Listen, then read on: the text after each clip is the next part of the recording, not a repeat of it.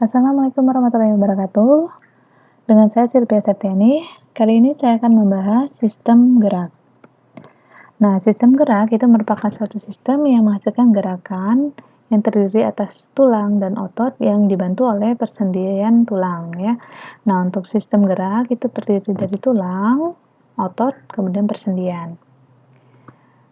Sistem gerak itu dibagi jadi dua, sistem gerak pasif dan sistem gerak aktif. Kita bahas satu-satu. Pertama yaitu sistem gerak pasif. Nah, untuk sistem gerak pasif ini adalah rangka. Rangka itu merupakan alat gerak pasif pada manusia.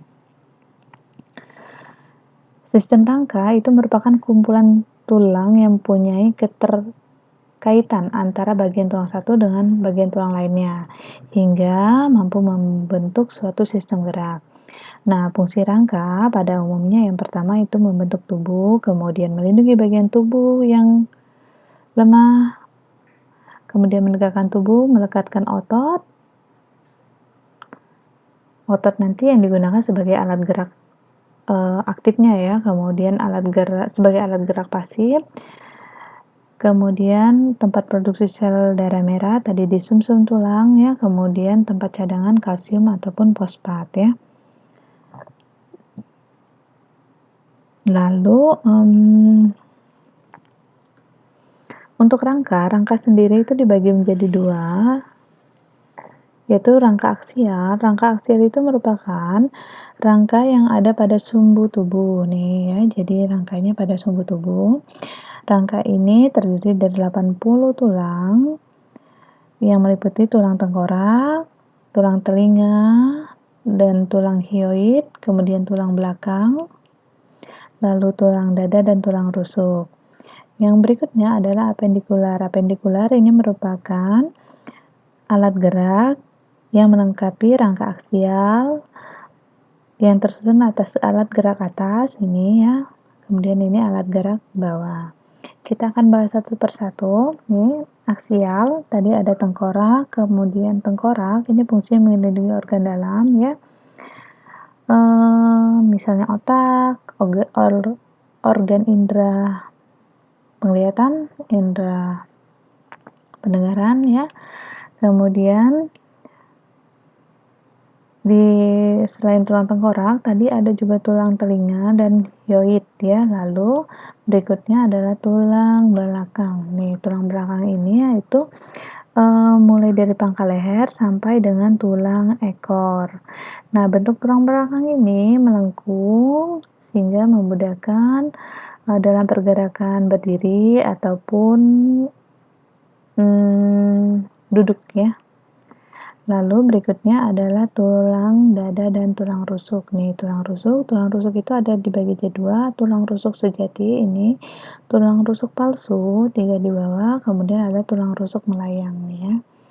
Kemudian untuk tulang dada tulang dada yang ini manubrium, corpus temi, kemudian plexus xiphoid ya. Nah, ini masuk tulang dada. Nah, fungsi dari tulang rusuk dan tulang dada adalah melindungi organ paru-paru dan jantung ya. Nah, untuk apendikular tadi sudah saya katakan bahwa ini merupakan tulang gerak, kemana yang pertama adalah tulang gerak atas, itu bagian tangan ya, dari gelang bahu, humerus itu tulang lengan atas, tulang pangkal lengan, kemudian ada tulang pengupil, tulang ulna ini merupakan tulang hasta, kemudian tulang radius, pelangis ini merupakan tulang ruas. Lalu tulang gerak bawah itu ada tulang gelang panggul, kemudian femur itu tulang paha, patella itu tulang lutut, kemudian fibula itu tulang betis, tibia itu merupakan tulang kering, lalu pelangis ini adalah tulang ruas jari kaki ya. Lalu untuk persendian, persendian itu merupakan hubungan yang terjadi antara dua buah tulang atau lebih. Persendian itu bisa dikategorikan menjadi beberapa sendi ini ya berdasarkan arah putarnya. Yang pertama itu kita bahas satu persatu, ada sendi ini sendi putar ya. Sendi putar itu salah satu ujung tulang poros dan satunya bisa berputar. Jadi dia ini bisa salah satunya bisa membuat gerakan berputar pada ujung tulang lain nih. Misalnya nih, jadi ini adalah tulang antara tulang leher dan tulang tengkorak ya. Jadi dia mudah untuk melakukan perputaran. Lalu kemudian ada sendi engsel. Sendi engsel ini merupakan sendi yang memungkinkan terjadinya gerakan satu arah. Jadi misalnya diluruskan atau ditekuk ya. Biasanya ini terjadi pada tulang siku ataupun tulang lutut juga bisa ya. Nah, lalu yang berikutnya adalah sendi peluru nih. Sendi peluru ini merupakan sendi yang bisa bergerak ke segala arah. Nah, biasanya terjadi antara tulang gelang bahu ini ya. Tulang panggul misalnya ya, di sini di sini menghubung dengan tulang paha. Lalu untuk sendi pelana, ini merupakan sendi yang mampu mempergerakan dua arah, bisa gerak maju atau ke depan atau ke belakang, juga bisa ke kanan dan ke kiri nih ya. Nah, misalnya kalau di sini pada pangkal ibu jari ya, dengan tulang pangkal ibu jari ya. Jadi yang berikutnya adalah sendi geser. Sendi geser ini merupakan sendi yang memungkinkan gerakan antar tulang satu menggeser dengan yang lainnya. Contohnya pada pergelangan tangan dan pergelangan kaki ya. Ini pergelangan kaki.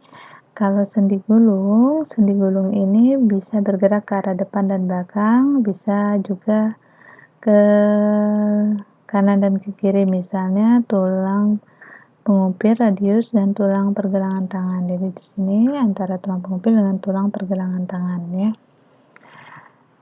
Lalu yang berikutnya sistem gerak aktif. Nah, sistem gerak aktif ini terdiri atas otot-otot rangka atau otot lurik, karena otot-otot ini biasanya yang melekat pada rangka ya.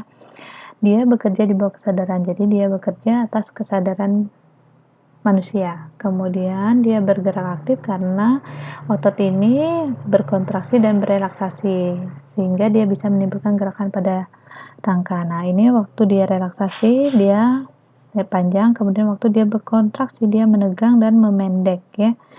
Nah, proses kontraksi inilah yang memberikan gerakan pada rangka atau tulang ya. Kemudian ketika dia selesai melakukan gerakan, dia akan kembali ke arah relaksasi ya. Nah, untuk filamen aktin ini merupakan filamen yang tipis, kemudian miosin ini filamen tebal ya. Baik, demikianlah materi dari saya, semoga bisa dipahami. Terima kasih. Wassalamualaikum warahmatullahi wabarakatuh.